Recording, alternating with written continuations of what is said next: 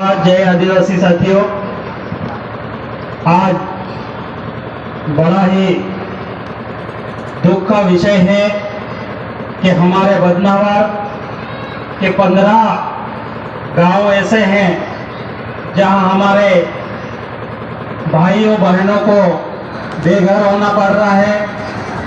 हमारी जमीनें जा रही है, हमारी माताएं बहनें यहां आकर अपना दुख दर्द बांट रही है। जितने भी साथी हमारे इधर इधर घूम रहे हैं, कृपया जमीन की लड़ाई लड़ना हो तो जमीन पे बैठना ही पड़ेगा।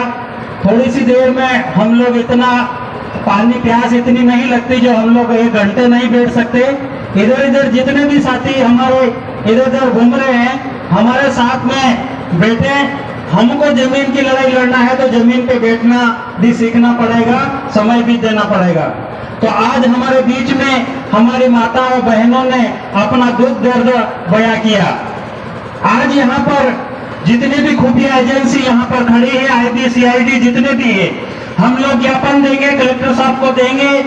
हमको टाइम लगेगा, लेकिन आप सबसे निवेदन है, आप खुफिया एजेंसी से निवेदन है कि आप हमारा आवेदन निवेदन, हमारी माता बहनों का, बच्चों का दुख दर्द आप तुरंत वहां पर आप अपनी रिपोर्ट हमारे पक्ष में भेजें।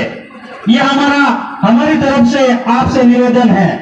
आप जो भी यहाँ पर उपस्थित है, तो मैं इस बीच में हमारे जितने भी बदनावर की माताएं आज उनकी जमीन जा रही है, आज इतना बेघर हो रहे, आज उनके फसलें नष्ट की जा रही, कहाँ जाएंगे ये परिवार? आज हमारे इस देश में आदिवासियों का कोई माई बाप नहीं होता।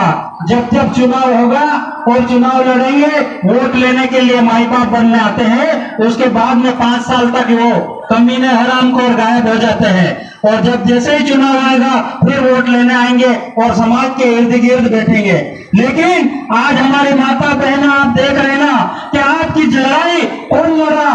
जो सामाजिक आदमी है, सामाजिक विचारधारा, हक अधिकार जानने वाला, जो संवैधानिक हक अधिकार को जानने वाला, जो आदिवासियों के दुख दर्द जानने वाले, वही लोग यहाँ पर बैठे हैं। तो ऐसे लोगों को आप डंडे लेके तैयार रहना कि हम आपके भाई हैं, आप हमको वोट देना। आप उस टाइम डंडा लेके खड़े रहना।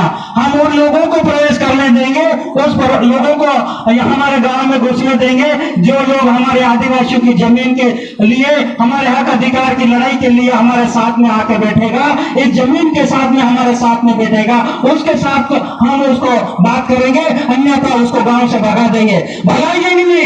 आज हमारे साथ में कोई प्रतिनिधि यहाँ पर नहीं है, कोई विधायक नहीं है, कोई सांसद नहीं है, तो क्यों हम उनको घुसने देंगे? तो हम बात उसी की करेंगे जो हमारे समाज की, हमारे हक अधिकार की, हमारी जमीन की बात करता है, हम उसी की बात करेंगे, उसके साथ में चलेंगे, उससे सामाजिक संगठनों और हमारे कार्यकर्ताओं का सहयोग करेंगे। तो हम लोग इस देश और दुनिया के सभी आदिवासियों की जो जल जंगल की जमीन है उसको लड़ने के लिए हम लोग पूरे देश और दुनिया में आंदोलन कर रहे हैं। तो आप सभी को फिर मैं यही करूंगा कि ना लोकसभा ना ग्राम सभा सबसे बड़ी ग्राम सभा होती है, तो उसको हम लोग ज्यादा से ज्यादा कोशिश करें, ग्राम सभा बिठाएं और ग्राम पंचायत में भी ठहरा प्रस्ताव लाएं, वहां पे हम ज्यादा से ज्यादा साइन करें। ऐसे कई पीएम मित्र टेक्सटाइल आएंगे, प्रोजेक्ट आएंगे और हमारे आदिवासियों को बेघर करेंगे। तो इसलिए मैं यही कहूंगा कि जितनी भी हमारी जो आदिवासी पंचायतें हैं, वहां पे हम लोग पंचायत में बैठकर एक ठहरा प्रस्ताव बनाए और एक गुणीगत ग्राम सभा 13-3 के अंदर जो ठहरा प्रस्ताव होता है उसको गांव के तर्जुल पटल से वो भी हम बनवाएं। तो ज्यादा से ज्यादा हम लोग उसको बनवाकर कलेक्टर साहब को दें और हमारी जमीनों के ऊपर जितना भी अधिग्रहण हो रहा है और हमारे लोगों को जितना बेघर कर रहा है वो ज्यादा से ज्यादा हम बच सके।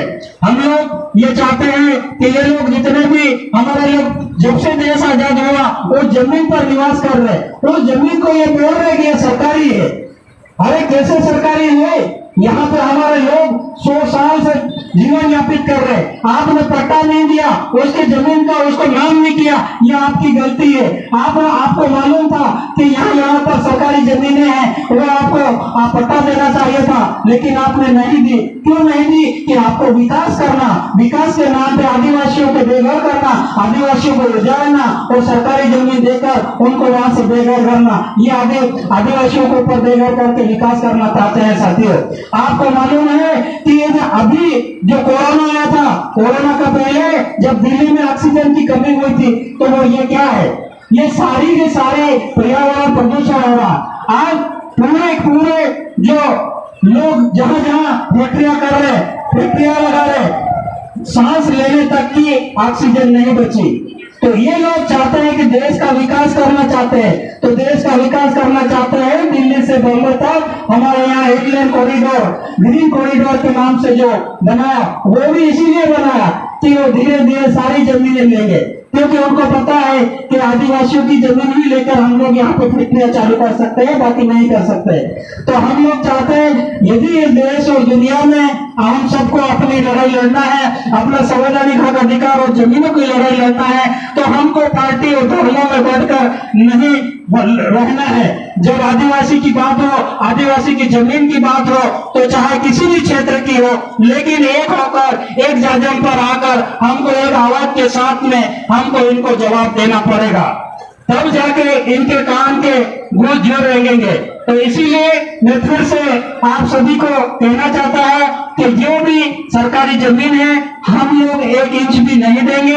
हम लोग आप सभी को, आप जैसे हमारे भाई ने कहा था कि आप संस्कृति खो चुके, हमारे जो अस्त्र शस्त्र है, तीर गोफन है, वो आप सब साथ में लेके रखे, और जो भी बुलडोजर लेके आए उनके साथ में तीर और गोफन हमारी माताएं लेके खड़ा हो जाए, कोई केस बनने वाला नहीं, आप कोई धारा नहीं लगती उसमें। तीर और गोफन लेके तैयार हो हमारी माताएं बहने, कोई भी माई का लाल आपको हाथ नहीं लगा सकता। हमारे चौपारा में ऐसा ही हुआ था, 1 लेन रोड पे वहां पे प्लेटफॉर्म बना रहे थे, वहां हमने सभी को, हमारी माता बहनों को तीर और गोफन लेके खड़ा कर दिया। सारे बुलडोजर लेके आए थे, जेसीबी लेके आए थे, पीछे मुंह करके भाग गए, और कलेक्टर साहब के सामने भी हमने हमारी माता बहनों ने हमारा दुख दर्द बोला, उन्होंने बोला साहब ये हमको मारेंगे तो हम भी तीर चलाएंगे। तो तब जाके हमारी ये जमीनें बचेगी। हमको लड़ाई तो लड़ना पड़ेगा, हम संवैधानिक तरीके से भी लड़ रहे, और हमारे जो अस्त्र शस्त्र है वो भी हम लोग को लेके खड़ा रहना पड़ेगा। साथियों, जो भी हमारे साथी जमीन की लड़ाई लड़ने के लिए यहाँ पर उपस्थित हुए, आप सभी का एक धार की धरती पर और आप सबका स्वागत अभिनंदन करता हूँ। धन्यवाद। जय हिंद, जिंदाबाद।